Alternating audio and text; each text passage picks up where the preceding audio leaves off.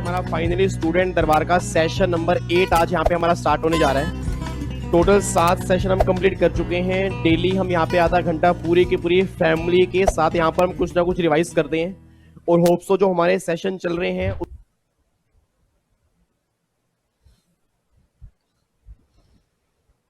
Hello hello hello hello hello hello hello hello hello hello hello good evening जी, good evening भाई, की हाल चाल। चलो इस सभी का हाल चाल बड़े ही होना चाहिए। तो finally first of all many many congratulations आप सभी को मेरी तरफ से। बच्चा कह रहा है सर कॉन्ग्रेचुलेशन किस बात की, कि आज हमारे स्टूडेंट दरबार के सेशन 50 आज फाइनली आज हमारे कंप्लीट होने जा रहे हैं sir. It mean session number 1 से हमने जर्नी स्टार्ट की थी और फाइनली आज हमारे 50 सेशन डेली बेस पे कंप्लीट होने जा रहे हैं। उसमें एग्जीक्यूटिव के भी हैं, प्रोफेशनल के भी हैं, दोनों के हैं, ठीक है जी। बट आज मुझे इतना मतलब अच्छा फील हो रहा है कि फाइनली हम 50 सेशन पूरे कंप्लीट कर चुके हैं और उम्मीद करता हूं कि आने वाले टाइम में अगर आप मेरा साथ दोगे ना सर, मतलब जब तक आपके एग्जाम नहीं होंगे डेली हम शाम को स्टूडेंट दरबार अपना कंटिन्यू रखेंगे, ठीक है जी। तो मैनी मैनी कॉन्ग्रेचुलेशन सेशन को स्टार्ट करने से पहले, क्योंकि अगर आपकी सपोर्ट ना होती, ये 50 सेशन आज कंप्लीट ना होते, आपके प्यार ने, आपकी सपोर्ट ने फाइनली आज हमारे 50 सेशन पूरे कंप्लीट हुए हैं सर, ठीक है जी। मतलब आज मुझे बहुत अच्छा लग रहा है कि मतलब जिस काम के लिए हम चले थे तो फाइनली वो डे बाय डे बस वो काम आगे बढ़ता गया और आप सबने इतनी सपोर्ट की है कि आज हमारे 50 सेशन जो हैं वो डेली बेस पे आज हमारे कंप्लीट हो चुके हैं। और कमाल की बात देखो कि प्रोफेशनल की फैमिली के सामने आज हमारे 50 सेशन कंप्लीट हुए हैं, ठीक है। क्योंकि आज हमारा एग्जीक्यूटिव का सेशन नहीं है, एग्जीक्यूटिव का हमारा मतलब टीटीएस के अंदर होता है, आज हमारा वेडनेसडे है। अच्छा इधर सुना ध्यान से, अब आज के सेशन नंबर 50 में ना आज हमें करना क्या है, आपको मैंने पहले भी कहा था कि आज हम प्रैक्टिकल क्वेश्चन जो है ना, आज हम प्रैक्टिकल क्वेश्चन नहीं करेंगे। आज आपके जीएसटी का एक चैप्टर हमारा बैलेंस बचा हुआ है, अपील अंडर जीएसटी का। उसमें बहुत सारे बच्चों को डाउट है और आप सब जानते हो आपके एग्जाम में कंफर्म क्वेश्चन बनता ही बनता है अपील के अंदर। अब जो भी आपने क्लासेस में किया होगा उसकी एक बार मैं फटाफट से रिवीजन करवा दूंगा, तो मैक्सिमम 30 से 35 मिनट में हम पूरा का पूरा जो आपने जीएसटी में अपील वाला टॉपिक किया होगा ना, उसको हम एक डायग्राम के थ्रू आज हम यहाँ पे रिवाइज करेंगे, ठीक है जी। बट एक बात ध्यान देना, आप जिनके भी एग्जाम चाहे वो सीएस प्रोफेशनल के ओल्ड सिलेबस के हैं चाहे वो न्यू सिलेबस के हैं, दोनों के एग्जाम में चैप्टर इंपॉर्टेंट है। अब अगर आपने क्लास में किया हुआ है अच्छी बात है, नहीं किया तो भी कोई दिक्कत वाली बात नहीं है, उस डायग्राम को अपना बना लेना और उस डायग्राम में से कंफर्म आपके एग्जाम में जो भी एक क्वेश्चन बनेगा ना इस डायग्राम के अंदर से बनेगा, ठीक है जी। तो इस डायग्राम को आपने बनाना है, इस डायग्राम को समझने की पूरी कोशिश करनी है। उम्मीद करता हूं कि जब भी हमारा सेशन खत्म होगा ना तो अपील अंडर जीएसटी में आपको कोई भी डाउट नहीं होगा, ठीक है जी। स्टार्ट करें, फटाफट से कमेंट बॉक्स में लिख के बताओ। अच्छा लग रहा है कि आपको 50 सेशन आज हमारे हो चुके हैं, मतलब मुझे तो लग रहा है, मुझे लग रहा है कि अभी हमने सेशन स्टार्ट किए थे और 50 सेशन मतलब 50 दिन हमें लगातार आते हुए हो चुके हैं, मतलब कमाल हो गया वैसे यार। Thank you so much, thank you thank you thank you so much इतना प्यार देने के लिए। बस अपना प्यार बनाए रखना, अपनी सपोर्ट बनाए रखना। आपका बड़ा भाई होने के नाते मैं पूरी कोशिश करूंगा कि अपनी फैमिली को जितना हो सकता है मैं उनके लिए काम करता रहूं, ठीक है जी। Thank you so much once again. चलो मैं ज्यादा टाइम वेस्ट नहीं करूंगा, नहीं तो बच्चा कहेगा सर आप टाइम वेस्ट मत करो। चलो तो आज हम सेशन स्टार्ट कर रहे हैं फिर अपील अंडर जीएसटी का। उस अपील के टॉपिक में यहां पर एक बार चेक करो सर, ये देखो ये डायग्राम मैंने पूरा यहां पर बनाया हुआ है। अब इस डायग्राम को ना अभी आप मत उतारना, इस डायग्राम को आप बाद में उतार लेना, जब हमारा सेशन पूरा खत्म हो जाएगा उसके बाद ये डायग्राम पूरा उतार लेना। अब जो बच्चे मेरी फेस टू फेस क्लास वाले हैं या गूगल ड्राइव वाले हैं उनको एक डायग्राम मैंने क्लास के अंदर भी बनवाया था, ठीक है। अगर वो डायग्राम उन्हें बेस्ट लगता है तो उससे कर लें। अगर उनको लगता है कि भाई इस डायग्राम में कुछ स्पेशल पॉइंट और हैं, क्योंकि डायग्राम मैंने वो वाले नहीं बनाए उसके अलग डायग्राम बनाया है, तो अगर आपको लगता है कि ये वाला डायग्राम बढ़िया है तो आप ये वाला डायग्राम बना लो, मुझे कोई दिक्कत नहीं है। तो दोनों में से जो भी आपको बेस्ट डायग्राम लगेगा उसमें से कर लो, कोई दिक्कत वाली बात नहीं है। इधर सुना ध्यान से, मैं कहना क्या चाहता हूं सर, अब एक बार ना चैप्टर का नाम फटाफट से पढ़ो। चैप्टर हमारा क्या है, अपील अंडर जीएसटी। अच्छा अपील से पहले ना एक टॉपिक हमने और किया था जीएसटी प्रैक्टिशनर वाला, उम्मीद करता हूं आपको समझ में आ गया होगा। उससे पहले एक टॉपिक और हमने किया था प्रोफेशनल का, that is advance ruling under GST. I hope आपको वो भी समझ में आ गया होगा। अब अगर मैं अपील की बात करूंगा ना सर, मे बी अगर आपको ध्यान आ रहा हो आपने इनकम टैक्स में एग्जीक्यूटिव के अंदर ना ये टॉपिक आपने जरूर किया होगा, अपील अंडर इनकम टैक्स। अब अगर मैं अपील अंडर जीएसटी की बात करता हूं और अपील अंडर इनकम टैक्स की बात करूंगा, पहली बात इन दोनों में फर्क क्या है वो भी आपको बताऊंगा। और अगर जीएसटी में हमें कभी भी अपील करनी होगी तो उस अपील करने का क्या प्रोसेस होगा, वो सारी की सारी बातें आज हम डिस्कस करेंगे। इधर सुना ध्यान से, देखो मैंने ऊपर क्या लिखा है कि सेक्शन 107 से लेके सेक्शन 121 तक आपके जितने भी सेक्शंस है ना, वो सारे के सारे अपील के हैं। एक बार दोबारा बोलूंगा, सेक्शन 107 से लेके आपके 121 तक आपके जितने भी सेक्शन सीजीएसटी एक्ट में हैं, वो सारे के सारे किसके हैं? अपील के हैं। बस ये बात ध्यान देना। अच्छा एक बात आप मुझे सोच के बताओ, मेरी पूरी क्लास यहाँ पे सामने बैठी है, अगर मैं सिंपल सा क्वेश्चन आपसे पूछता हूं कि अपील, अब अपील का मतलब क्या होता है? सर अपील का मतलब नॉर्मली क्या होता है? अपील मींस क्या होता है? फरियाद करना। एक बात मैंने सोच के बताना, याद करो, जब हम बिल्कुल छोटे छोटे बच्चे होते थे और अगर आप छोटे भाई हो या अगर आप छोटी बहन हो घर के अंदर, तो नॉर्मली आपने देखा होगा कई बार बड़ा भाई ना हमें चांटा मार देता था। अब वैसे तो मैं अपने घर में बड़ा हूं, मतलब मैं बड़ा भाई हूं, बट मैंने अपने छोटे भाई को कभी चांटा मारा नहीं है। बट नॉर्मली क्या होता है कि भाइयों में कई बार जब लड़ाई हो जाती है ना, छोटे भाई ने छोटे भाई को लग गया चांटा। अब जब छोटे भाई को चांटा लगता है तो छोटा भाई क्या करता है? फटाफट से मम्मी पापा के पास जाता है अपनी फरियाद करने के लिए कि मम्मी मम्मी मुझे ना भैया ने ना चांटा मारा, तो प्लीज आप इनको देखो। फिर मम्मी क्या करती है? मम्मी ने छोटे भाई की अपील सुनी और उसके बेस पर वो डिसाइड करती है, वही सेम जो जीएसटी और इनकम टैक्स में आपने पढ़ा होगा। इट मींस अब गवर्नमेंट ये बात कहना चाह रही है कि भैया अगर एसएससी के अगेंस्ट डिपार्टमेंट कुछ भी करेगा, अगर एसएससी के अगेंस्ट डिपार्टमेंट कुछ भी करेगा तो एसएससी के पास क्या क्या रेमेडी होगी, वो सारी की सारी बातें अपील के अंदर आती है। तो यहां पे इनकम टैक्स में याद करो, आपने पढ़ा होगा कि इनकम टैक्स में सबसे पहली अपील हम करते थे कमिश्नर ऑफ इनकम टैक्स, फिर अपील करते हैं आईटीएटी, फिर अपील करते हैं हाई कोर्ट, फिर अपील करते हैं सुप्रीम कोर्ट। यही सेम हिरार्की आपका जीएसटी में भी होगा, बट उसका अथॉरिटी का नाम अलग हो जाएगा। इट मीन वहां पे सीआईटी था, आईटीएटी था, हाई कोर्ट था, सुप्रीम कोर्ट था। हाई कोर्ट सुप्रीम कोर्ट यहां पर भी सेम रहेंगे। अब सीआईटी और आईटीएटी इन दोनों का जीएसटी में क्या नाम होगा, ये हमें यहां पर देखना पड़ेगा। बट पहली बात तो ये समझना कि भैया अपील का चैप्टर जो हम पढ़ने जा रहे हैं, अब अपील के चैप्टर में मतलब क्या होता है कि फॉर एग्जांपल एसएससी के अगेंस्ट अगर डिपार्टमेंट ने ऑर्डर पास कर दिया कि आपने जीएसटी कम पे किया या आपने जीएसटी ही पे नहीं किया या आपने आईटीसी गलत अवेल किया या आपने आईटीसी गलत यूटिलाइज किया, तो हम सेक्शन 73 74 में ऑर्डर पास कर रहे हैं। तो अगर डिपार्टमेंट ने ऑर्डर पास कर दिया और वो ऑर्डर मेरे अगेंस्ट है, तो उस ऑर्डर को लेके मैं कहां पे अपील करूंगा, वो सारी बातें हमें यहां पे देखनी है। अच्छा इधर सुना ध्यान से, देखो मैंने स्टार्टिंग में क्या लिखा है, यहां पर एक वर्ड मैंने लिखा है अपील और एक वर्ड मैंने क्या लिखा है? रिवीजन। अब अगर आपको ध्यान रहो, इनकम टैक्स में अपील और रिवीजन, याद करो, अपील हम करते हैं CIT, ITAT, high court, supreme court. और एक आपने इनकम टैक्स में रिवीजन कॉन्सेप्ट पढ़ा होगा, सीआईटी रिवीजन अंडर 263 और सीआईटी रिवीजन अंडर 264, अगर आपको इनकम टैक्स ध्यान आता है। और आपको मैंने कहा था कि नॉर्मली रिवीजन कॉन्सेप्ट गवर्नमेंट क्यों लेकर आई थी? पहले इनकम टैक्स का बेस समझ लो, जीएसटी अपने आप समझ में आ जाएगा। याद करो मैंने आपको इनकम टैक्स में कहा था कि गवर्नमेंट रिवीजन कॉन्सेप्ट क्यों लेके आती है, क्योंकि भैया अपील में ना काफी सारा टाइम लग जाता है। आप सब जानते हो आज इंडिया में हाई कोर्ट सुप्रीम कोर्ट में सर कई कई साल हमारा केस डिसाइड नहीं होता। अब अगर गवर्नमेंट ये बात कहते हैं कि अगर तुम्हें लगता है कि भैया यहाँ पे तुम्हारा टाइम लगेगा ना, तुम ऐसा करो, तुम रिवीजन के पास जाओ, रिवीजन अथॉरिटी जो होंगी वो सही टाइम पे ऑर्डर पास कर देंगी, ये बात ध्यान देना। और इनकम टैक्स में रिवीजन होती कैसे है? अंडर सेक्शन 263 और 264। अब 263 की रिवीजन जो आपने इनकम टैक्स में पढ़ी होगी ना, उस रिवीजन में लिखा हुआ कि अगर डिपार्टमेंट को रिवीजन करवाने के लिए जाना है तो वो 263 के अंदर जाएगा, और अगर एसएससी को रिवीजन करवाने के लिए जाना है वो 264 के अंदर जाएगा। अब बच्चा ये सामने बैठा बच्चा ये बात कहता है, यार एक बात हमें समझ में नहीं आ रही कि भैया अभी तो सर ने कहा कि अगर डिपार्टमेंट ऑर्डर पास करेगा और अगर वो डिपार्टमेंट का ऑर्डर एसएससी के अगेंस्ट होगा तो एसएससी अपील करेगा। बट हमें यह समझ में नहीं आ रही कि डिपार्टमेंट, अब कह रहे हैं सर, कह रहे हैं डिपार्टमेंट, भाई डिपार्टमेंट के अगेंस्ट ऑर्डर डिपार्टमेंट कैसे पास कर सकता है? क्या डिपार्टमेंट भी अपील कर सकता है? Answer is yes. याद करो इनकम टैक्स में जब एग्जीक्यूटिव में आपने पढ़ा होगा ना, ये बात आपने जरूर पढ़ी होगी कि अपील का हिरारके जो है ना, वो सेम हिरारके एसएससी के लिए है, वही सेम हिरारके डिपार्टमेंट के लिए।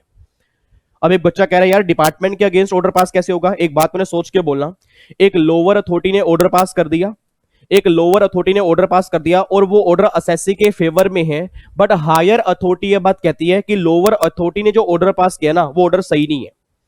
इट मींस या तो उसने ब्राइब ली है या उसने ऑर्डर सही पास नहीं किया, और मुझे लग रहा है कि जो उसने ऑर्डर पास किया वो डिपार्टमेंट के अगेंस्ट है। अब अगर डिपार्टमेंट ने ही ऑर्डर पास कर दिया और वो डिपार्टमेंट के ही अगेंस्ट है, तो उस केस में डिपार्टमेंट अपील करेगा, यह बात ध्यान देना। अब वो डिपार्टमेंट की अपील का हिरार्की क्या होगा और असेसी की अपील का हिरार्की क्या होगा। सेम कॉन्सेप्ट आपका इनकम टैक्स में है, सेम कॉन्सेप्ट आपका जीएसटी में है, बट दोनों की अथॉरिटी का नाम चेंज हो जाएगा। तो पहली बात अपने माइंड में लेके चलो कि जो हम ये चैप्टर स्टार्ट कर रहे हैं वो सिर्फ असेसी के लिए हम करेंगे, असेसी डिपार्टमेंट दोनों के लिए करेंगे। इट मीन अगर असेसी को अपील करनी है तो कैसे प्रोसेस होगा, और अगर डिपार्टमेंट अपील करेगा तो प्रोसेस कैसे होगा, बस ये पर ध्यान दो। अच्छा, अभी हम यहां पे बात कर रहे थे रिवीजन की। अब अगर मैं रिवीजन की बात करता हूं तो मैंने रिवीजन क्या समझाई कि इनकम टैक्स में रिवीजनल अथॉरिटी के पास जाता था, डिपार्टमेंट भी जाएगा, असेसी भी जाएगा। अब जीएसटी में ना बस ये ध्यान देना कि जीएसटी में जो रिवीजनल अथॉरिटी होती है ना वो सिर्फ डिपार्टमेंट के लिए होती है, असेसी को अपील में ही जाना पड़ेगा।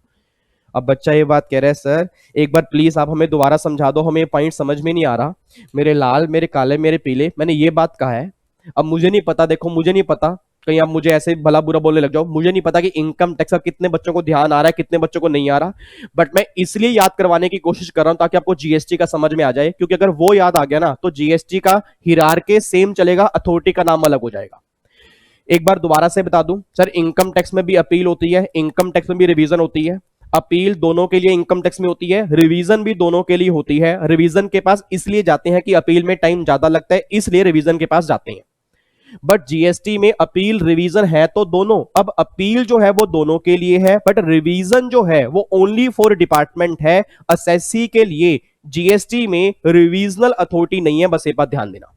ऐसा मैं क्यों कह रहा हूं, आपके एग्जाम में क्वेश्चन आ गया जी, आपके एग्जाम में डायरेक्टली क्वेश्चन बन जाएगा जीएसटी में कि भैया रिवीजनल अथॉरिटी जो है इनके पास कौन कौन जा सकता है, उसका प्रोसेस क्या है वो डिफाइन करो। अब जिसके माइंड में इनकम टैक्स घूम रहा होगा कि भैया इनकम टैक्स में रिवीजन दोनों के लिए होती है तो जीएसटी में रिवीजन दोनों के लिए नहीं होती, पहली बात तो ये, ठीक है जी। तो कॉन्सेप्ट हमें दोनों ही पढ़ने हैं, अपील वाला पढ़ना है, रिवीजन वाला पढ़ना है, बट रिवीजन वाला concept only for department, appeal वाला कॉन्सेप्ट दोनों के लिए होगा, ये बात ध्यान देना, ठीक है जी। अच्छा एक बात अब और सुनो, अब मैं बातें करूंगा सारी की सारी जीएसटी की, क्योंकि एक बार हमारा बेस क्लियर हो गया ना, अब सारी की सारी बातें जीएसटी की होंगी। अब जब मैं जीएसटी में अपील और रिवीजन की बात करूंगा ना, अब गवर्नमेंट ये बात कहती है, याद करो आपने क्लासेस में किया होगा कि कुछ केसेस ऐसे होते हैं, कुछ केसेस आपके ऐसे होते हैं जिसके अगेंस्ट ना तो अपील पॉसिबल है ना ही रिवीजन पॉसिबल है। मतलब गवर्नमेंट ये बात कहती है कि अगर कोई असेसी इनमें से किसी भी केस में फॉल करेगा ना, ना तो वो अपील में जाएगा ना ही वो रिवीजन में जाएगा, उसके साथ कुछ भी नहीं हो सकता। अब बच्चा ये बात कहता है सर हमारे एग्जाम में क्या ये क्वेश्चन बन सकता है, 100% आपके एग्जाम में क्वेश्चन ये बन सकता है कि ऐसे कौन कौन से केसेस हैं कि जिनके अगेंस्ट ना तो अपील पॉसिबल है और ना ही रिवीजन पॉसिबल है। तो एक सेक्शन नंबर 121 है, सेक्शन नंबर 121 में उसमें टोटल मिला के 4 केस लिखे हैं, और इन चारों केस के अगेंस्ट ना तो अपील में जाओगे ना ही रिवीजन में जाओगे, बस ये बात ध्यान देना। अब वो 4 केस कौन कौन से मैं आपको दिखाने जा रहा हूं, एक बार यहां पे डायग्राम देखो जी। मैंने क्या लिखा है, स्पेसिफाइड केस कुछ ऐसे होंगे जिसमें ना तो अपील में जाओगे ना ही रिवीजन में जाओगे। अब स्पेसिफाइड केस के ऊपर एक स्टार बना है, उस स्टार को मैंने नीचे डिफाइन किया है सेक्शन 121। अब सेक्शन 121 को ना आप ऐसे याद करोगे, आईपीएस टी, आईपीएस टी, एक बार दोबारा बोलो, आईपीएस टी। अब ये आईपीएस टी का मतलब क्या है वो देखो, आई का मतलब क्या है कि order of allowing payment in instalment under section 80। It means अगर डिपार्टमेंट ने आपको पेमेंट अलाउ की है कि आप इंस्टॉलमेंट के अंदर हमें टैक्स पे कर सकते हो, तो अगर आपको लगता है कि नहीं मुझे इंस्टॉलमेंट के अंदर पे नहीं करना, मुझे वैसे पे करना है, ऐसे पे करना है, तो गवर्नमेंट कहते हैं इसके अगेंस्ट जो है ना तुम अपील और रिवीजन के पास नहीं जा सकते। सेकेंड, अगर प्रोसिक्यूशन केसेस हैं, अगर डिपार्टमेंट ने कोई ऑर्डर पास किया प्रोसिक्यूशन से रिलेटेड, तो उसके अगेंस्ट अपील और रिवीजन पॉसिबल नहीं है, यह बात ध्यान देना। तीसरा केस आ रहा है scissor of books of accounts, बहुत ध्यान से पढ़ना। अब कई बच्चे यहां पे मिस इंटरप्रिटेशन ले जाते हैं, वो ये बात बोलते हैं सीजर वाले केसेस जो हैं वो अपील और रिवीजन में नहीं जाएंगे। सर मैंने ऐसा नहीं बोला, मैं ये बात कहना चाह रहा हूं कि अगर बुक्स ऑफ अकाउंट्स का सीजर हुआ, इट मींस फॉर एग्जांपल जैसे मान लो मेरे पास अब ये गिलास है, अब ये गिलास मेरी बुक्स ऑफ अकाउंट्स है या मेरा गुड्स है, गुड्स है। इट मींस अगर गवर्नमेंट ने इसका ऑर्डर पास किया कि इसको हम सीज करेंगे, इसके अगेंस्ट अपील पॉसिबल है। अगर गवर्नमेंट ने इसका ऑर्डर पास किया कि इसको हम सीज करेंगे, इसके अगेंस्ट अपील पॉसिबल है। बट अगर गवर्नमेंट ने मेरी बुक्स ऑफ अकाउंट सीज की है, उसका ऑर्डर पास किया, उसके अगेंस्ट अपील और रिवीजन पॉसिबल नहीं है, बस ये बात ध्यान देना, ठीक है जी। तो एक सेक्शन 121 है, उस सेक्शन 121 में 4 केस दिए हैं, उन चारों के अगेंस्ट ना तो अपील में जाओगे ना ही रिवीजन में जाओगे, बस ये बात ध्यान देना। पहला केस क्या निकल के आ गया, इंस्टॉलमेंट पेमेंट वाला, उसके अगेंस्ट कुछ नहीं है। सेकंड पेमेंट प्रोसिक्यूशन वाला, उसके अगेंस्ट कुछ नहीं है। तीसरा केस क्या निकल के आ गया कि अगर बुक्स ऑफ अकाउंट सीज करेंगे उसके अगेंस्ट हम अपील रिवीजन में कहीं पर भी नहीं जा सकते, ये बात ध्यान देना। चौथा केस ये निकल के आ रहा है, transfer of proceeding from one officer to another officer. It means एक ऑफिसर ने दूसरे ऑफिसर को केस ट्रांसफर कर दिया और इसका ऑर्डर पास कर दिया। अब एसएससी कहता है मैं दूसरे ऑर्डर के पास नहीं जाऊंगा, मैं इस ऑर्डर से सहमति नहीं रखता, इस ऑर्डर के मैं खिलाफ हूं। तो गवर्नमेंट ने क्या बोला, इस ऑर्डर के अगेंस्ट अपील रिवीजन पॉसिबल नहीं है, ये बात ध्यान दो। और सर ये बातें आपने क्लास के अंदर पढ़ी भी होंगी कि जहां पे अपील और रिवीजन कोई भी कॉन्सेप्ट एप्लीकेबल नहीं होता, अगर फिर भी आपको दिक्कत है तो भैया फिर रिट पिटीशन डाल सकते हो, हाई कोर्ट, सुप्रीम कोर्ट। ये सारी बातें आपने लॉ के अंदर ही पढ़ी हैं कि जब लॉ में मेरे पास कोई भी रेमेडी नहीं बचती तो एक रेमेडी हमें इंडिया के संविधान से मिली हुई है, रिट पिटीशन की। बस ये बात ध्यान देना। बट इतनी बात ध्यान देना, आपके एग्जाम में कई बार क्वेश्चन बन चुका है सीएस प्रोफेशनल के अंदर अपील वाले चैप्टर में से कि ऐसे कौन कौन से केस हैं जिसके अगेंस्ट ना तो अपील पॉसिबल है और जिसके अगेंस्ट ना तो रिवीजन पॉसिबल है। तो ये चार केस आपके सामने है, ठीक है जी।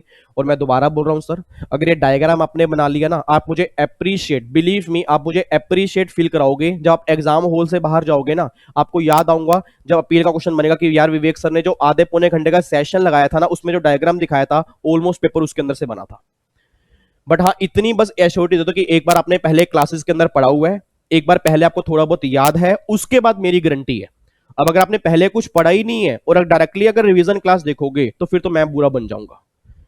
बट मेरी मेहनत को बुरा मत बनाना सर, बहुत एफर्ट्स, बिलीव में, इस डायग्राम को बनाने में कम से कम भी पहले 1.5-2 घंटे लगे हैं। अब अगर आपको समझ में नहीं आएगा ना तो पहले एक बार जरूर क्लासेस वाला पढ़ लेना, उम्मीद करूंगा आपको 100% समझ में आ जाएगा, ठीक है जी। एक बार दोबारा से फटाफट से देखो, यहाँ पे चैप्टर हमने स्टार्ट किया अपील अंडर जीएसटी। हमने बात की अपील और रिवीजन की। सबसे पहले मैंने बोला कुछ केसेस ऐसे होंगे जहां तो ना तो अपील पॉसिबल है ना ही रिवीजन पॉसिबल है। वो केस कहां पे होंगे, 121 में 4 केस हैं। 4 केस कौन से, आईपीएसटी। आई का मतलब इंस्टॉलमेंट पेमेंट वाला, पी का मतलब प्रोसिक्यूशन, एस का मतलब हो गया scissor of books of accounts, और टी का मतलब क्या हो गया कि अगर ट्रांसफर ऑफ प्रोसीडिंग हो रही है। इन चारों केस में ना तो अपील पॉसिबल है ना ही रिवीजन पॉसिबल है। अच्छा, इन चारों के अलावा देखो मैंने क्या लिखा है, अपील भी पॉसिबल है और रिवीजन पॉसिबल है। बट रिवीजन देखो मैंने क्या लिखा है, ओनली फॉर डिपार्टमेंट, और अपील दोनों के लिए होगी, ये बात ध्यान देना, ठीक है जी। अच्छा, अब यहां पे ध्यान दो जी, अब यहां पे ध्यान दो। अब यहां पे एक बार चेक करना, रिवीजन के नीचे को मैंने क्या लिखा है, इन इनकम टैक्स फॉर बोथ। याद करो मैंने क्या कहा था, इनकम टैक्स में रिवीजन दोनों के लिए होती है, बट जीएसटी में रिवीजन जो होती है वो ओनली फॉर डिपार्टमेंट होती है। अच्छा, अब जीएसटी में रिवीजन देखो क्या होती है, डिपार्टमेंट के ऑर्डर को सुपरविजन करेगी एंड रिवाइज करेगी। अब ये जो रिवीजनल अथॉरिटी होती है ना, इस रिवीजनल अथॉरिटी का काम क्या होता है कि जो भी डिपार्टमेंट की लोअर अथॉरिटी ऑर्डर पास करती हैं, ये उसके ऑर्डर को सुपरवाइज करती है, और अगर लगता है कि भैया ये ऑर्डर डिपार्टमेंट के अगेंस्ट है तो उसको रिवाइज भी कर देती है। अब देखो रिवीजन किस केस में पॉसिबल है, सबसे पहले सीओ मोटो। इट मींस अपनी मर्जी से भी रिवीजन कर सकते हैं। अगर उनको लगता है कि डिपार्टमेंट का ऑर्डर जो है वो इलीगल है, लीगल तरीके से पास नहीं किया गया, वो रिवीजन कर सकते हैं। सेकंड, फिर order analysis. It means order गलत पास किया, ऑर्डर में कोई एरर है, तो रिवीजनल अथॉरिटी को लगता है कि ऑर्डर जो पास किया उसमें एरर है, तो उसकी रिवीजन कर सकते हैं। और तीसरा, prejudicial to the revenue. It means जो ऑर्डर पास किया गया वो रिवेन्यू के इंटरेस्ट में नहीं है, रिवेन्यू के अगेंस्ट है, उस केस में रिवीजनल अथॉरिटी उसके ऑर्डर को रिवाइज कर सकती है, ये बात ध्यान देना। अब एक बच्चा कहता है सर हमें ना इनकम टैक्स का थोड़ा बहुत ध्यान आ रहा है, आपने ना इनकम टैक्स में कहा था कि जो रिवीजनल अथॉरिटी होती है उसके ऑर्डर जो होते हैं ना वो अपीलेबल नहीं होते।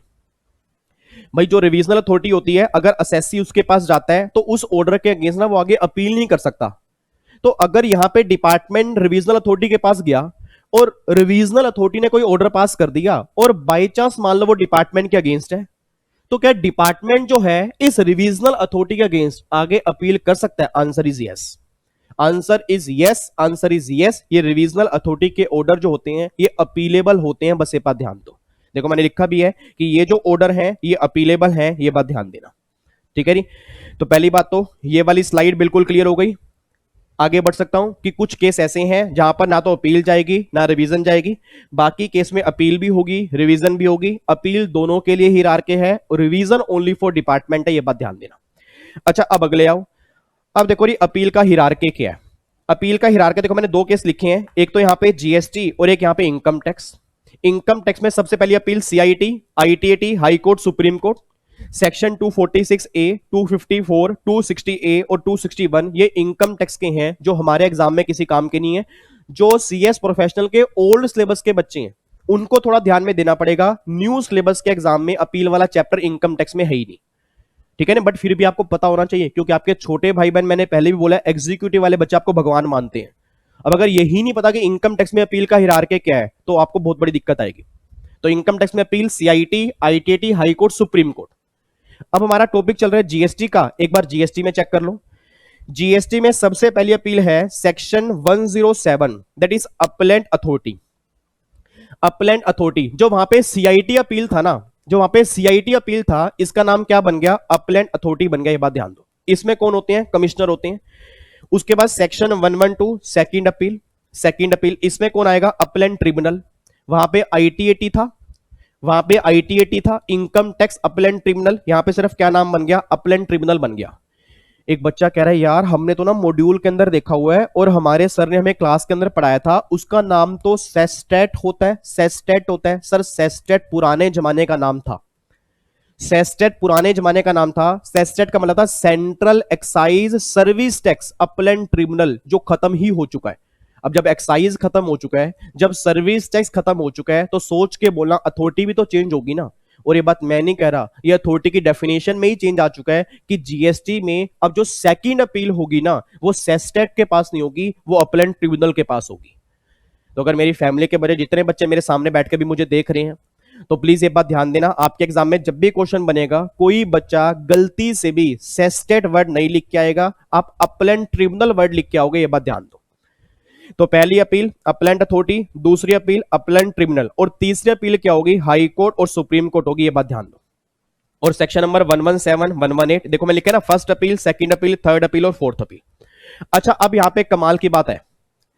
अब यहां पे कमाल की बात क्या है? याद करो, इनकम टैक्स में आपने ये बात पढ़ी होगी कि सबसे पहली अपील जो होती है ना, वो असेसी करेगा सीआईटी अपील, फिर आईटीएटी, फिर हाई कोर्ट, फिर सुप्रीम कोर्ट। और डिपार्टमेंट जो है सबसे पहली अपील इनकम टैक्स में डिपार्टमेंट नहीं करता। इट मीन सबसे पहली अपील जो होती है ना इनकम टैक्स में, सिर्फ असेसी करेगा सीआईटी के पास, और अगर सीआईटी ऑर्डर पास करेगा उसके अगेंस्ट डिपार्टमेंट भी अपील कर सकता है और असेसी भी अपील कर सकता है। तो सबसे पहली अपील जो होती है इनकम टैक्स में, वो असेसी की होती है। बच्चा कह रहा है सर ये आप हमें क्यों बता रहे हो? इसलिए बता रहा हूं कि जीएसटी में पहली अपील जो होती है वो असेसी और डिपार्टमेंट दोनों ही कर सकते हैं। इट मींस अगर डिपार्टमेंट को भी लगता है ना कि जिस अथॉरिटी ने ऑर्डर पास किया ये ऑर्डर ही गलत है, तो उसके अगेंस्ट पहली अपील जो है वो डिपार्टमेंट भी कर सकता है। सर इसलिए कह रहा हूं क्योंकि कई बच्चे वो अपने माइंड में वो थॉट्स लेके चलते हैं, और अगर वो अपने माइंड में थॉट्स लेके चलेंगे तो एग्जाम में वो गलत लिख के आएंगे। और यही फर्क होता है कि जब एग्जाम में एग्रीगेट नहीं बनता ना, तो बच्चा कहता है सर पेपर तो मैंने पूरा 100 नंबर का किया था, नंबर मेरे 25 क्यों आ रहे हैं? नंबर 25 इसलिए आ रहे हैं क्योंकि आपने अपना माइंड जो है वो ज्यादा चला दिया, क्योंकि आपने इनकम टैक्स में जो पढ़ा आपने वही अप्लाई किया जीएसटी में। और मैं आपको बार बार कह रहा हूं, कॉन्सेप्ट दोनों के सेम है, लॉजिक दोनों के सेम है, अथॉरिटी के अंदर फर्क है और कुछ माइनर से और भी डिफरेंसेस हैं जो आपको पता होने चाहिए। ठीक है, देखो मैंने यहां पे लिखा भी है कि जो फर्स्ट अपील होगी बाय असेसी और डिपार्टमेंट, ये दोनों करेंगे। बाकी second, third, fourth appeal obvious सी बात है ये भी दोनों ही करेंगे। ये बात क्लियर है? पक्का आगे बढ़ सकते हैं। तो भैया जीएसटी में अपील का हिरार्की क्या होगा? अब बात करो जीएसटी की। जीएसटी में अपील का हिरार्की क्या होगा? पहली अथॉरिटी अथॉरिटी, अपलैंड ट्रिब्यूनल, और तीसरा क्या हो गया? हाई कोर्ट, चौथा क्या होगा? Supreme court. अब बच्चा ये बात कह रहा है सर आपने ना ये डायग्राम जो बनाया है, इस डायग्राम में ना हमें ना एक बात समझ में नहीं आ रही। कहता आप जूम करके दिखाओ। मैंने कहा देखो मैंने जूम कर दिया। कहता सर आपको नहीं दिख रहा कि आपने यहां पे कुछ एक अलग चीज लिखी है? मैंने कहा क्या? कहता सर आपने यहां पे लिखा हुआ है कि अपलैंड ट्रिब्यूनल के पास ना हम डायरेक्टली सुप्रीम कोर्ट के पास जा रहे हैं, और फिर आपने लिखा है अपलैंड ट्रिब्यूनल के पास हाई कोर्ट आएगा, फिर सुप्रीम कोर्ट आएगा। तो ये दोनों एरो आपने अलग अलग क्यों बनाए हैं? इसका लॉजिक जो है वैसे मैं आगे जाके बताऊंगा, बट मैं अभी थोड़ा क्लियर कर दूं क्योंकि आपका डाउट आपने देख लिया है पॉइंट। इधर सुना ध्यान से, कहना क्या चाह रहा हूं। आप सब जानते हो सर आज जीएसटी को लेकर आने वाली सेंट्रल गवर्नमेंट स्टेट गवर्नमेंट दोनों है। अब जो यहां पे आपका इनकम टैक्स में अपलैंड ट्रिब्यूनल होता है ना, मतलब इनकम टैक्स में जो आईटीएटी होता है, इनकम टैक्स सेंट्रल लेवल का है, तो भैया आईटीएटी जो है वो नॉर्मली गवर्नमेंट कहती है वो भी सेंट्रल लेवल के बेस पे बनता है। बट जो जीएसटी में अपलाइन ट्रिब्यूनल है ना, जीएसटी में जो अपलाइन ट्रिब्यूनल होते हैं, इसकी हर स्टेट में इसकी बेंच होती है। इट मींस स्टेट वाइज इसकी बेंच होती है, मतलब जहां जहां स्टेट को जैसी जैसी प्रॉब्लम है तो उसी स्टेट की अपलाइन ट्रिब्यूनल के पास जाते हैं। ये बात ध्यान देना, रीजन बीइंग क्योंकि जीएसटी में स्टेट वाइज भी कॉन्सेप्ट चलता है। तो अपलाइन ट्रिब्यूनल जो जीएसटी में है ना, उसकी स्टेट वाइज बेंचेस बनी है। जब भी आपको प्रॉब्लम है तो अपलाइन ट्रिब्यूनल के पास जाना है, तो अपनी स्टेट के अपलाइन ट्रिब्यूनल के पास जाओ और काम खत्म करो। बट गवर्नमेंट ये बात कहती है, एक मैटर ऐसा है प्लेस ऑफ सप्लाई। अब प्लेस ऑफ सप्लाई जो है ना, उसके लिए हम नेशनल बेंच बनाते हैं। और उसके लिए अगर नेशनल बेंच होगी, और अगर आप नेशनल बेंच के पास गए और अपलाइन ट्रिब्यूनल ने कोई भी ऑर्डर पास किया, तो उसका ऑर्डर जो होगा ना, वो डायरेक्टली सुप्रीम कोर्ट के पास जाएगा, वो बीच में हाई कोर्ट के पास नहीं जाएगा। बच्चा कह रहा है नहीं सर, ये बात हमें समझ में नहीं आई। इधर देखो ध्यान से मेरे नंद किशोर, मैं ये बात कहना चाह रहा हूं, अपलाइन ट्रिब्यूनल की दो बेंचेस होती हैं, स्टेट लेवल की बेंचेस होती हैं, नेशनल लेवल की बेंचेस होती हैं। नेशनल लेवल की बेंचेस के पास एक केस जाता है प्लेस ऑफ सप्लाई वाला, और स्टेट लेवल के बाकी जितने मैटर होंगे वो स्टेट लेवल की बेंच के पास जाएंगे। अब अगर मैं स्टेट लेवल की बेंच के पास गया, फॉर एग्जांपल मेरा मैटर है टाइम ऑफ सप्लाई का है, या मेरा मैटर रजिस्ट्रेशन का है, रिटर्न का है, कोई भी अलग मैटर मेरा है, तो मैं स्टेट लेवल की बेंच के पास गया, उसने ऑर्डर पास किया, मेरे अगेंस्ट में है, मैं हाई कोर्ट के पास जाऊंगा, फिर सुप्रीम कोर्ट के पास जाऊंगा। बट अगर मेरा मैटर प्लेस ऑफ सप्लाई का है, तो गवर्नमेंट ये बात कहती है तुम नेशनल बेंच के पास जाओ। और जब मैं नेशनल बेंच के पास गया और नेशनल बेंच ने कोई ऑर्डर पास किया अगेंस्ट में, तो वैसे बीच में हाई कोर्ट आता है, बट गवर्नमेंट कहते हैं इस केस में बीच में हाई कोर्ट नहीं आएगा, डायरेक्टली तुम सुप्रीम कोर्ट के पास जाओगे। ये बात ध्यान देना। तो नेशनल बेंच के जो भी ऑर्डर होंगे वो सुप्रीम कोर्ट के पास जाते हैं, और स्टेट लेवल बेंच के जो भी ऑर्डर होंगे पहले वो हाई कोर्ट के पास जाएंगे, देन वो सुप्रीम कोर्ट के पास जाएंगे। ये बातें आपने अच्छे से क्लास के अंदर पढ़ी होंगी अगर आपको ध्यान आती हो, ठीक है री। लोरी, अब फटाफट से मैं आगे बढ़ रहा हूं।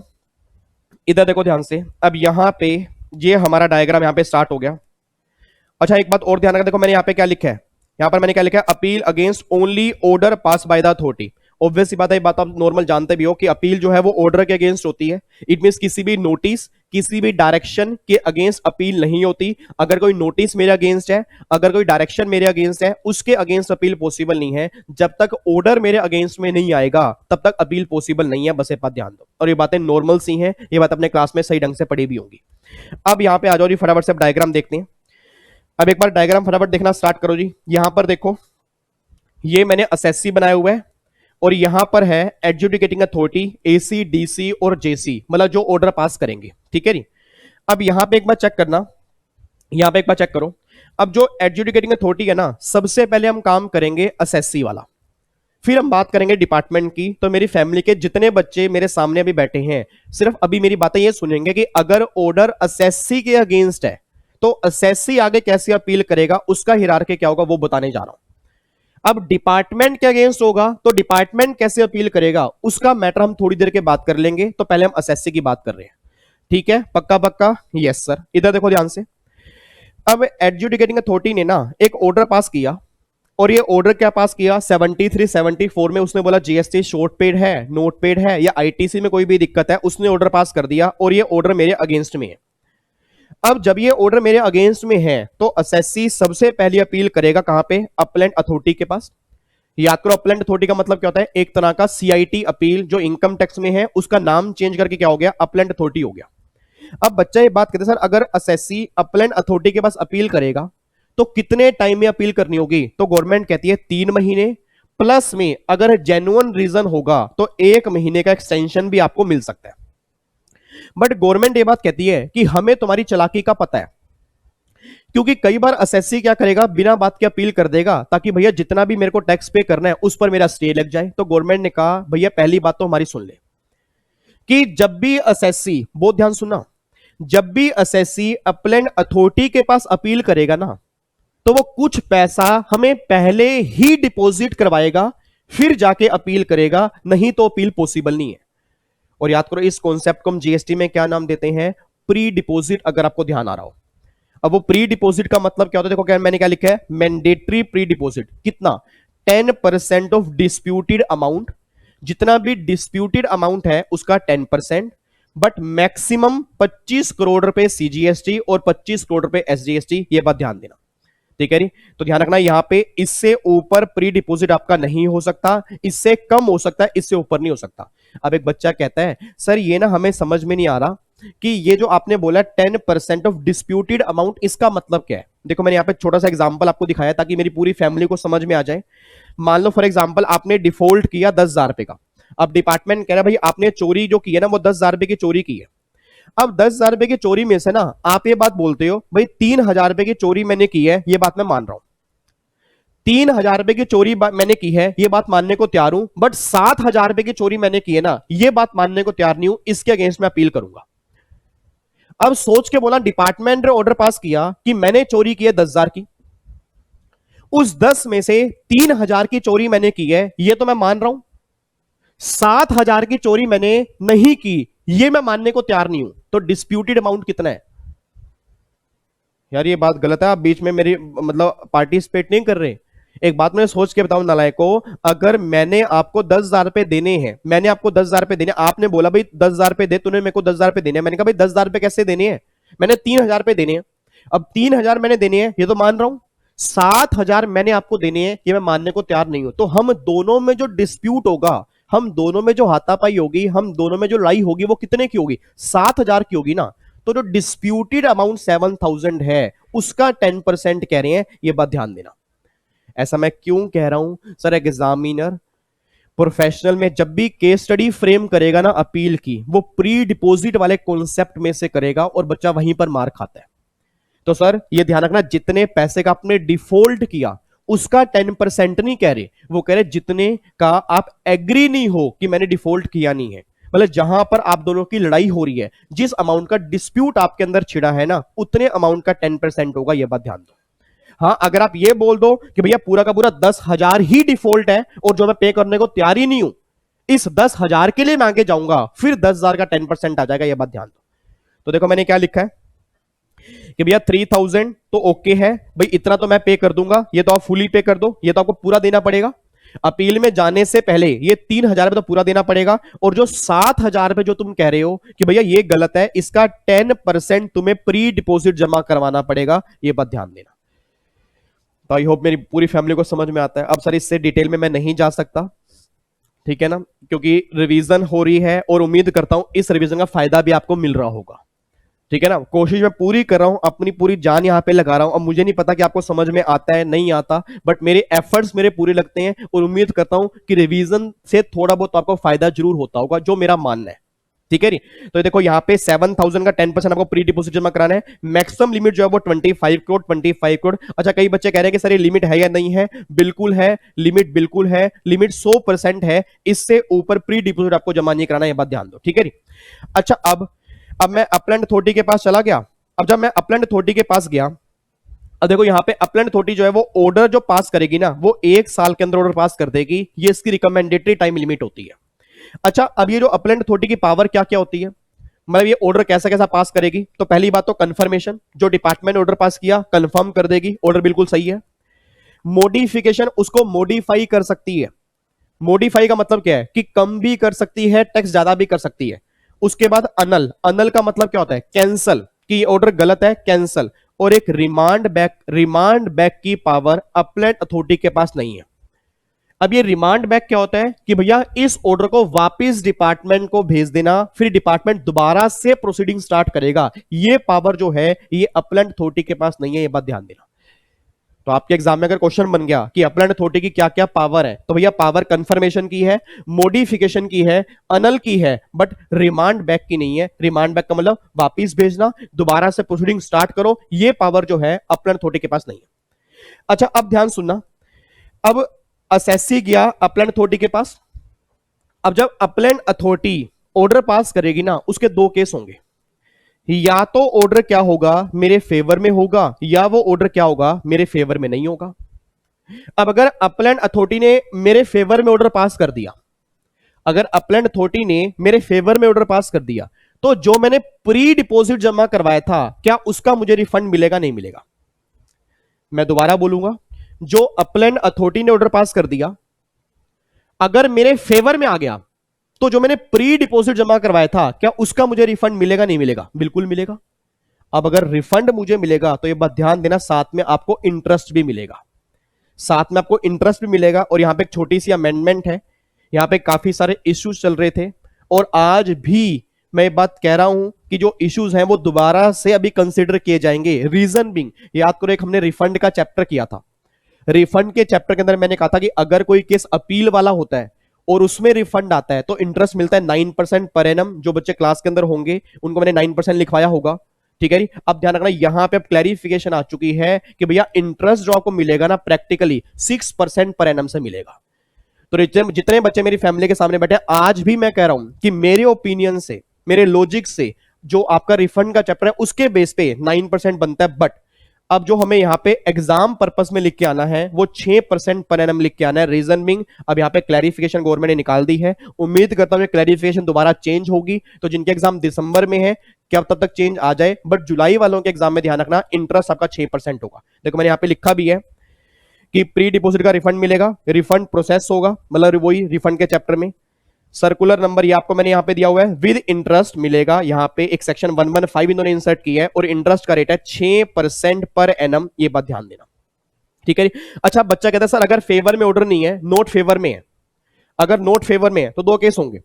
अगर मान लो उसने मेरे फेवर में पास नहीं किया तो या तो मैं आगे अपील नहीं करूंगा या अपील करूंगा, क्योंकि मुझे लग रहा है भाई आगे अपील करने का फायदा नहीं है। भैया मैं चोर तो हूं, बिना बात के अपील कर रहा हूं, मैं आगे अपील क्यों करूं। तो मैंने कहा ठीक है जी, आपने जो ऑर्डर पास किया उसको मैं मान रहा हूं, मेरे फेवर में नहीं है बट मैं मान रहा हूं। अब अगर मैं मान रहा हूं तो 10% तो मैंने पहले जमा करा दिया, जो बैलेंस पेमेंट होगी क्या मुझे अब जमा करवानी पड़ेगी नहीं करवानी पड़ेगी? यस करवानी पड़ेगी। देखो मैंने क्या लिखा है, अगर मैं फर्दर अपील नहीं करूंगा तो बैलेंस पे करो, बट अगर फर्दर अपील करूंगा, और फर्दर अपील मुझे कहां पर करनी पड़ेगी, अगली अपील जो होगी दैट इज अपीलेंट ट्रिब्यूनल के पास जाएगी। और जब मैं अपीलेंट ट्रिब्यूनल के पास जाऊंगा तो फिर मुझे प्री डिपॉजिट जमा करवाना पड़ेगा। और फिर प्री डिपॉजिट जो होगा ना, आप सबने क्लास के अंदर पढ़ा होगा, 20% ऑफ डिस्प्यूटेड अमाउंट। और ये 20% जो है ना, ये इन एडिशन टू 10% है, ये बात ध्यान देना। मतलब 10% पहले चला गया, 20% और चला गया, तो गवर्नमेंट के पास मैंने 30% अभी तक जमा करवा दिया डिस्प्यूटेड अमाउंट का, यह बात ध्यान दो। और यहां पे मैक्सिमम लिमिट क्या है, 50 करोड़ रुपए, 50 करोड़ रुपए सीजीएसटी एसजीएसटी, ये आपकी मैक्सिमम प्री डिपॉजिट की लिमिट है, ये बात ध्यान दो। और अगर अपलेंट ट्रिब्यूनल के पास जाना है 3 महीने और प्लस में 3 महीने, 3 महीने का नॉर्मल टाइम लिमिट है, 3 महीने की एक्सटेंशन मिल सकती है। और अपलेंट ट्रिब्यूनल का जो ऑर्डर की टाइम लिमिट होगी वो नॉर्मल 1 साल होगी जो अपलेंट अथॉरिटी की थी। और यहां पे पावर होती है रिमांड बैक की, मतलब बाकी सारी पावर तो है ही है, कंफर्मेशन, मॉडिफिकेशन और अनल की, साथ में एक पावर और दे दी गई है, रिमांड बैक। इट मींस अगर अपलेंट ट्रिब्यूनल को लगता है कि मुझे दोबारा से प्रोसीडिंग स्टार्ट करवानी है तो वो रिमांड बैक का भी ऑर्डर पास कर सकता है, ये बात ध्यान दो। अब एक बच्चा बोलता सर अगर मान लो अपलेंट ट्रिब्यूनल ने ऑर्डर पास किया तो फिर दो केस होंगे, या तो फेवर में या नॉट फेवर में। ठीक है भैया, अगर फेवर में है तो रिफंड मिलेगा। रिफंड कितने का मिलेगा, 10% पहले प्री डिपोजिट, 20% वो वाला प्री डिपोजिट, 30% का मुझे रिफंड मिलेगा विद इंटरेस्ट, और इंटरेस्ट वही 6% पर एनम। और अगर नॉट फेवर में, या तो आप आगे अपील नहीं करोगे तो भैया बैलेंस पे कर दो, और अगर आगे अपील करनी है तो अपील अब कहां पे जाएगी, हाई कोर्ट के पास। अब देखो मैंने यहां पे क्या लिखा है, अगर आप स्टेट बेंच के पास गए हो, अगर आप स्टेट बेंच के पास गए हो तो इशू है other than place of supply, तो 180 दिन के अंदर अंदर आपको हाई कोर्ट में अपील करनी है। और हाई कोर्ट के पास आप सब जानते हो कोई भी प्री डिपोजिट कॉन्सेप्ट एप्लीकेबल नहीं होता। एक बच्चा कहता यार मेरे को तो ना ये समझ में नहीं आ रहा, पहली बात तो ये चैप्टर हमने याद ही नहीं आ रहा था, और अब चैप्टर सर समझा रहे हैं कुछ समझ में नहीं आ रहा, थोड़ा बहुत समझ में आ रहा है। और सर कमाल कर रहे हैं कि अपलैंड अथॉरिटी के पास प्री डिपोजिट, अपलैंड ट्रिब्यूनल के पास प्री डिपोजिट, और हाई कोर्ट के पास कोई भी प्री डिपोजिट कॉन्सेप्ट नहीं है। सर इसलिए नहीं है क्योंकि गवर्नमेंट कहती है भैया जब तक बात हाई कोर्ट के पास पहुंच गई है ना तो पहले बैलेंस सारी पेमेंट करो, मतलब पहले तुम्हें सारी पेमेंट यहां पे करनी पड़ेगी, फिर तुम हाई कोर्ट के पास जाओगे, ये बात ध्यान देना। तो देखो मैंने यहां पे लिखा है कि भैया no pre deposit concept, make full payment. यहां पे फुल पेमेंट तुम्हें करनी पड़ेगी तब तुम हाई कोर्ट के पास जाओगे। और अगर तुम्हारा नेशनल बेंच है, नेशनल बेंच कहां पे आप सब जानते हो, दिल्ली के अंदर है नेशनल बेंच, तो भैया अगर प्लेस ऑफ सप्लाई वाला मैटर है फिर तुम डायरेक्टली, देखो मैंने सुप्रीम कोर्ट से कनेक्ट किया हो ना, फिर तुम डायरेक्टली सुप्रीम कोर्ट के पास जाओगे। और अगर तुम हाई कोर्ट के पास गए, हाई कोर्ट सुप्रीम कोर्ट के पास जाना है, उसकी कोई भी टाइम लिमिट स्पेसिफाइड नहीं है। रीजन बिंग, आपको मैंने इनकम टैक्स के अंदर भी सेम बात बोली हुई है कि यहां पे टाइम लिमिट नहीं चलती, क्योंकि उन्हें खुद ही नहीं पता कि हाई कोर्ट के पास ऑर्डर कब पास होगा। आपको मैंने पहले कहा था पुश्ते लग जाती है। आपने एक मूवी देखी होगी जोली एलएलबी और जोली एलएलबी 2, कितने सारे केस पेंडिंग पड़े हैं। अब अगर इतने सारे केस पेंडिंग पड़े तो गवर्नमेंट ने क्या बोला, जो भी टाइम लिमिट होगी ना वो हम अलग से आइडेंटिफाई कर देंगे, ये बात ध्यान देना, ठीक है जी। तो यहां पे देखो, हाई कोर्ट के पास गए, फिर सुप्रीम कोर्ट के पास गए। अब पहले तो हाई कोर्ट की बात करो, अगर हाई कोर्ट ने फेवर में पास किया तो रिफंड मिल जाएगा टोटल अमाउंट, क्योंकि आपने सारा जमा करवा दिया था ना, तो सारे अमाउंट का रिफंड मिलेगा, विद इंटरेस्ट मिलेगा। और अगर नोट फेवर में तो या तो मैं अपील नहीं करूंगा, और अगर फर्दर अपील करूंगा तो फिर वो सुप्रीम कोर्ट के पास, और सब जानते हो हाई कोर्ट सुप्रीम कोर्ट के पास ओनली क्वेश्चन ऑफ लॉ जाते हैं, क्वेश्चन ऑफ फैक्ट कभी भी हाई कोर्ट सुप्रीम कोर्ट के पास नहीं जानते। और मैं ये नहीं बताऊंगा आपको क्वेश्चन ऑफ फैक्ट और क्वेश्चन ऑफ लॉ में क्या फर्क होता है, आपसे बढ़िया कोई जानता नहीं है। क्वेश्चन ऑफ लॉ का मतलब होता है इंटरप्रिटेशन का मैटर, तो इंटरप्रिटेशन के जो मैटर होते हैं वो सुप्रीम कोर्ट के पास जाते हैं, हाई कोर्ट के पास जाते हैं। और एक बात और बता दूं, सुप्रीम कोर्ट के पास क्वेश्चन ऑफ लॉ तब जाता है जब हाई कोर्ट खुद लिख के देता है कि इसके केस में तुम्हें सुप्रीम कोर्ट के पास जाना चाहिए। तो सर यहां पे जीएसटी में ये सारा अपील का हिरार्की है।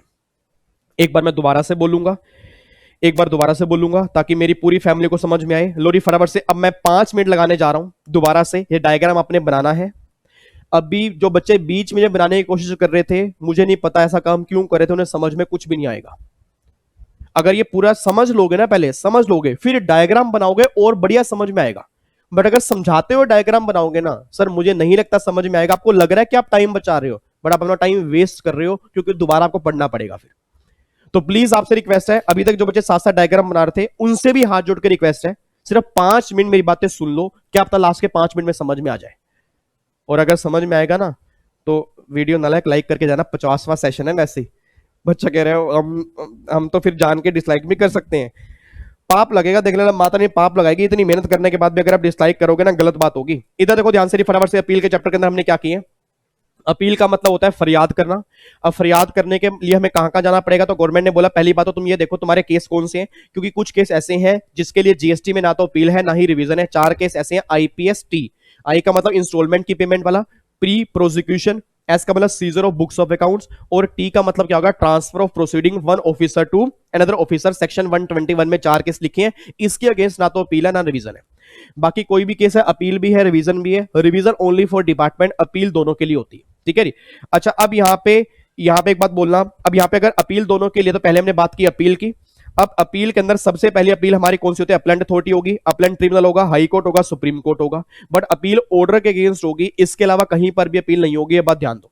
अभी तक हमने बात की असेसी की, असेसी सबसे पहले अपील करेगा appellate authority, but appellate authority के पास अपील करेगा 3 महीने प्लस में 1 महीने का एक्सटेंशन मिलेगा, बट उसको प्री डिपोजिट जमा करवाना पड़ेगा। और प्री डिपोजिट जितना टोटल डिफॉल्ट का अमाउंट होता है उसका नहीं, जो डिस्प्यूटेड अमाउंट होता है उसका 10% जमा करवाना पड़ेगा। और मैक्सिमम जो होगा 25 करोड़ रुपए, 25 करोड़ रुपए यहां पे आ जाएगा। अच्छा, अब यहां पे फिर डिफॉल्ट 10,000 रुपए का है, 3,000 मैंने बोला कि ठीक है मैं दे दूंगा, बाकी 7,000 रुपए को जो डिस्प्यूटेड है उसका 10% यहां पे गवर्नमेंट कह रही है। अच्छा, फिर मैंने प्री डिपोजिट जमा करवा दिया, अपलेंट अथॉरिटी के पास गया। अपलेंट अथॉरिटी को पावर होती है 1 साल में ऑर्डर पास करने की। क्या क्या ऑर्डर पास करेगा, मॉडिफिकेशन करेगा, कंफर्मेशन करेगा, अनल करेगा, बट वो रिमांड बैक का ऑर्डर पास नहीं कर सकता। अपलैंड अथॉरिटी ने ऑर्डर पास किया, 2 केस होंगे, मेरे फेवर में मेरे अगेंस्ट में। अगर मेरे फेवर में है तो मुझे रिफंड मिल जाएगा प्री डिपोजिट का। अगर मेरे अगेंस्ट में है, या तो मैं आगे अपील नहीं करूंगा, अगर अपील नहीं करूंगा तो मुझे बैलेंस पेमेंट करनी पड़ेगी। अगर अपील करूंगा तो फिर अपील करनी पड़ेगी अपलैंड ट्रिब्यूनल में। अपलैंड ट्रिब्यूनल में अपील करूंगा तो मुझे प्री डिपोजिट जमा करवाना पड़ेगा 20%, उस 10% के अलावा। अब ये 20% जमा करवा दिया प्री डिपोजिट, किसका, डिस्प्यूटेड अमाउंट का जमा करवा दिया। और टाइम पीरियड होगा 3 महीने प्लस में 3 महीने का एक्सटेंशन। अपलैंड ट्रिब्यूनल के पास गया, 1 साल में ऑर्डर पास करेगा, यहां पर रिमांड बैक का भी ऑर्डर वो पास कर सकता है। अच्छा, अपलैंड ट्रिब्यूनल ने अगर ऑर्डर पास किया मेरे फेवर में मेरे अगेंस्ट में, अगर मेरे फेवर में तो जो मैंने प्री डिपोजिट जमा करवाया उसका मुझे रिफंड मिलेगा विद इंटरेस्ट 6% पर एनम। और अगर नोट फेवर में, या तो अपील करूंगा नहीं, या अपील करूंगा तो हाई कोर्ट के पास। अब हाई कोर्ट के पास अपील तब करूंगा अगर मैं स्टेट बेंच के पास गया था, मेरा प्लेस ऑफ सप्लाई वाला मैटर नहीं था, 180 दिन के अंदर टाइम है। अगर नेशनल बेंच के पास गया था तो फिर मुझे सुप्रीम कोर्ट के पास जाना पड़ेगा, सुप्रीम कोर्ट के पास जाने के टाइम लिमिट नहीं है, ठीक है। उसके बाद फिर यहां पर हाई कोर्ट के पास जाऊंगा, प्री डिपोजिट जमा नहीं करवाना, पहले पूरी पेमेंट जमा करवानी है। हाई कोर्ट ने ऑर्डर पास किया मेरे फेवर में, सारी पेमेंट मुझे रिफंड मिलेगी विद इंटरेस्ट। मेरे अगेंस्ट में या तो अपील करूंगा नहीं, या अपील करूंगा सुप्रीम कोर्ट के पास करूंगा, और सुप्रीम कोर्ट अगर फेवर में पास कर देगा तो भैया फिर पैसा मिल जाएगा, विद इंटरेस्ट मिल जाएगा, नहीं तो फिर मुझे विद इंटरेस्ट और पेनल्टी देना पड़ेगा। ये सारी बातें हमने की। एक बच्चा कहता है सर सेशन मत खत्म कर देना, क्योंकि अभी आपने ना ये नहीं बताया अगर डिपार्टमेंट को अपील करनी हो तो कैसे होगा। आओ देख लो, डिपार्टमेंट इसने ऑर्डर पास किया, डिपार्टमेंट को लगता है उसके फेवर में है, मेरे अगेंस्ट में है, तो डिपार्टमेंट को टाइम लिमिट जो है उनको 3 महीने प्लस में 1 महीने की मिली है ना, डिपार्टमेंट को मिलेगी 6 महीने प्लस में 1 महीने। आप सब जानते हो डिपार्टमेंट है और डिपार्टमेंट के नॉर्मली फेवर में ही लो बना होगा, तो 6 महीने प्लस में 1 महीने। और कमाल की बात देखो, कोई भी प्री डिपोजिट कॉन्सेप्ट जो है वो डिपार्टमेंट के ऊपर एप्लीकेबल नहीं है। अपील कर दी अपलैंड अथॉरिटी, अपलैंड अथॉरिटी के बाद अगर फिर उसने ऑर्डर पास किया और उसको लगता है वो डिपार्टमेंट के अगेंस्ट है, तो डिपार्टमेंट अपलैंड ट्रिब्यूनल में अपील कर देगा 6 महीने प्लस में 6 महीने। वहां पे 3 महीने प्लस में 3 महीने है, इसमें 6 महीने प्लस में 6 महीने है, और देखो कोई प्री डिपोजिट कॉन्सेप्ट नहीं है। और फिर आगे वही सुप्रीम कोर्ट और आगे हाई कोर्ट, सुप्रीम कोर्ट और हाई कोर्ट वही सेम प्रोसीडिंग यहां पे चलेगी। और अगर आपको रिवीजनल अथॉरिटी के पास जाना है तो रिवीजनल अथॉरिटी के पास आप ऐसे नहीं जा सकते, ऐसे नहीं जा सकते। को मैंने क्या लिखा है, after 6 month but before 3 year. मतलब पहले आपको अपील करनी पड़ेगी, अपील का टाइम लिमिट अगर पूरा हो चुका है, अपील का टाइम लिमिट अगर पूरा हो चुका है उसके बाद आप रिवीजनल अथॉरिटी के पास जाओगे, बट 3 साल से पहले। पहले रीजन मीन अगर 3 साल बीत चुके हैं तो 3 साल के बाद रिवीजनल अथॉरिटी के पास डिपार्टमेंट नहीं जा सकता, यह बात ध्यान दो। अब कई बच्चे के मन में ना डाउट पता है क्या आ रहे हैं, कहता है यार सर ने फॉर्म नंबर तो बताई नहीं। सर फॉर्म नंबर की लिस्ट मैंने ऑलरेडी एक्सपर्ट बनो पे डाल दी है, आपको पता हो, कई बच्चों को पता ही नहीं है। ये देखो ये सारे फॉर्म नंबर अपील के हैं, इस अपील के क्लास के अंदर मैंने फॉर्म नंबर ज्यादा सारे लिखवाए थे, ठीक है जी। अगर वो सारे याद करने हैं तो वो याद करो, नहीं तो ये 4 फॉर्म नंबर हैं, ये चारों तो मोस्ट इंपोर्टेंट हैं, ये आपको याद करना ही है। बाकी क्लास के अंदर मैंने अगर आपको देना 7 तक मैंने फॉर्म नंबर लिखवाए थे, तो जो क्लास वाले बच्चे हैं सारे याद करने हैं, सारे कर सकते हैं। मेन डिपेंड करता है कि याद होते कितने हैं। गलत नहीं लिख के आना, गलत नहीं लिख के आना, नहीं लिख के आओगे चलेगा, गलत लिख के आओगे तो बहुत बड़ी दिक्कत है। और ये सारे फॉर्म नंबर सर मैंने, ये सारे के सारे फॉर्म नंबर डिमांड रिकवरी के, आईटीसी के, रजिस्ट्रेशन के, असेसमेंट के, ये सारे फॉर्म नंबर मैंने एक्सपर्ट बनो की वेबसाइट पे डाले हैं, प्लीज डाउनलोड कर लो। और जो येलो वाले हैं ये तो मोस्ट इंपोर्टेंट हैं, ये तो करने ही करने हैं, ये बात ध्यान देना। ये सारे फॉर्म नंबर आपको वहां पे मिल जाएंगे, ठीक है जी।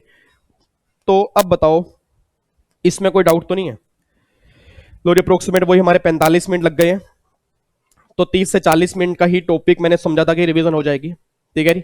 अब इसमें उम्मीद करता हूं कोई डाउट नहीं होगा, फिर भी कोई डाउट होगा आप सेशन दोबारा सुनोगे, स्टार्टिंग से सुनोगे, ठीक है। थोड़ी स्पीड स्लो करके भी सुन सकते हो क्योंकि स्पीड स्लो का ऑप्शन होता है, स्पीड फास्ट करके भी सुन सकते हो, बट एक बार दोबारा सुनोगे आपको सारी बातें समझ में आ जाएंगी। जितने मोस्ट रेलिवेंट पॉइंट अपील के थे ना वो सारे मैंने इस डायग्राम में उतार के अपने सामने रख दिए। But main question pre deposit का बनता है, और प्री डिपोजिट कॉन्सेप्ट सिर्फ 2 केस में है, अपलैंड अथॉरिटी और अपलैंड ट्रिब्यूनल में। और पहले 10% फिर 20, और ये 20 इन एडिशन टू 10% है। और 25 करोड़ की यहां पे लिमिट है, और 50 करोड़ की यहां पे लिमिट है। और डिपार्टमेंट की अपील इधर मैंने अलग से एरो बना रखे हैं डिपार्टमेंट की अपील के, और ये वाले एसएससी की अपील के हैं, ये सारी बातें। और देखो फिर मैंने ऊपर डायग्राम में कन्वर्ट कर दिया इसका हिरार के, और किस किस केस में अपील पॉसिबल है नहीं है, वो सारी बातें यहां पे हो चुकी है, ठीक है जी। लो जी, अब यहां से अपना डायग्राम बनाना स्टार्ट कर देना जी। एक बार 1 मिनट रुक जाओ, ये लो मैं इसको थोड़ा पूरी स्क्रीन पे एक बार कर दूं, अगर इसकी फोटो क्लिक करनी है। ये लो जी, यहां तक फोटो क्लिक कर लेना।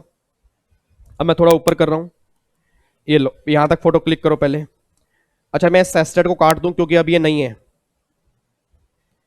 अब आगे अपील का हिरार के, ये लो अपील का हिरार के, ठीक है जी। उसके बाद फिर यहां पे अपील ऑर्डर के अगेंस्ट होगी, ये लो।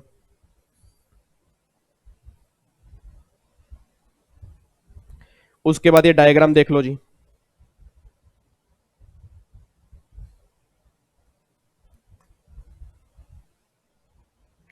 ठीक है जी। ये लो,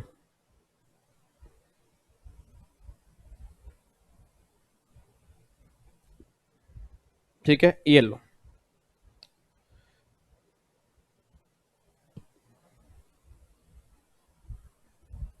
लो जी, ठीक है जी। तो ये आपका पूरा डायग्राम है, ये पूरा डायग्राम है। अब ये डायग्राम आपने बना लेना अपनी नोटबुक में, क्लास में के अंदर मैंने बनवाया था। अगर आपको ये वाला अच्छा लगता है आप ये वाला बना लो, नहीं तो क्लास वाला भी कोई दिक्कत नहीं है। उम्मीद करता हूं अपील का चैप्टर आपको रिवाइज हो गया होगा अच्छे से। अब एक टॉपिक आपका अपील का हो गया, रिवीजन का हो गया, अपना उसका एडवांस रूलिंग का हो गया, जीएसटी प्रैक्टिशनर हो गया। अब ध्यान रखना, अगले सेशन से जो हम करेंगे ना, जो आपके एग्जाम में सीएस प्रोफेशनल के जो क्वेश्चन बन चुके हैं एग्जाम में, क्योंकि कई बच्चों को ना वो मुश्किल लगता है कि क्वेश्चन पता नहीं कहां से आए हैं, तो अब वो क्वेश्चन हम स्टार्ट करेंगे। तो अगले आने वाले सेशन जो मेरे होंगे सीएस प्रोफेशनल के, जितने भी एग्जाम के अंदर प्रैक्टिकल क्वेश्चंस बने हैं उसकी प्रैक्टिस हम स्टार्ट कर देंगे, ठीक है जी। और बाकी कई बच्चे बार बार कह रहे हैं सर जीएसटी एग्जामिशन की रिवीजन डाल दो, कोशिश पूरी करूंगा उसकी रिवीजन बना के डाल दूं, ठीक है जी। बट जब तक आपको डेली शाम को जितने प्रैक्टिकल क्वेश्चन होंगे वो साइड बाय साइड जरूर करने हैं, ठीक है जी। बाकी कोशिश मेरी पूरी रहेगी कि जल्दी जल्दी एग्जामिशन की भी रिवीजन डाल दूं, ताकि जो बच्चों की प्रॉब्लम है वो सारी सोल्व हो जाए, ठीक है। चलो तो चले फिर अब, तो यार फाइनली 50 हमने मार ली है, ठीक है। और आज भी हमारे पास अभी मेरे ख्याल से अभी भी हमारे एग्जाम को 30 दिन पड़े हैं, तो 30 दिन मुझे अभी लगातार और आना है। तो उम्मीद करता हूं 70-80 लेक्चर तो हमारे शाम को डेली हो जाएंगे। एग्जीक्यूटिव वाले बच्चों का भी फायदा होना चाहिए, प्रोफेशनल वालों को भी, क्योंकि आप तो सीएस बनने वाले हो और वो प्रोफेशनल में आने वाले हैं, ठीक है। दोनों एक साथ चलेंगे तो काम बढ़िया होगा, ठीक है। चलो ओके जी, फिर मुलाकात करते हैं नेक्स्ट क्लास में, सेम टाइम सेम जगह। ओके जी, bye bye, tata, thank you so much, Jai Hind, God bless you, love you, take care. और फटाफट से वीडियो लाइक करके जाना और अपने दोस्तों को बता दिया करो कि डेली शाम को सेशन होता है, ठीक है। इस फैमिली को हमें बहुत बड़ा बनाना है। तो जितने बच्चों ने अभी सब्सक्राइब भी नहीं किया हो ना, कई बच्चे सब्सक्राइब करते ही नहीं है, बस वो सर्च करते हैं और आ जाते हैं। सब्सक्राइब कर लो और अपना इसकी नोटिफिकेशन क्या कहते हैं उसको, बेल आइकन को दबा दो, मुझे तो बोलना भी नहीं आता, तो वो आपने दबा के, ताकि आपके पास नोटिफिकेशन आ जाए बस, ठीक है। Bye bye, take care, god bless you, love you जी, बाय बाय।